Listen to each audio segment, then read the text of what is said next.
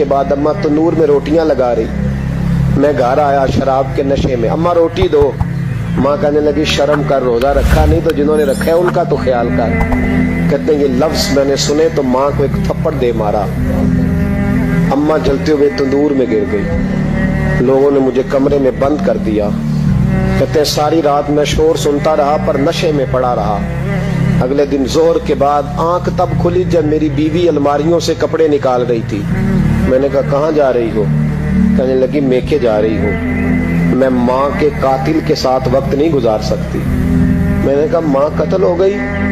کہا ہاں، رات 9 مہینے تجھے پیٹ میں رکھنے والی اور چھاتی کا دودھ تیرے گلے میں اتار کے پالنے والی تیرے ہاتھوں قتل ہو گئی۔ کہا کدھر ہے میری ماں کی میت؟ دفن کر دیا۔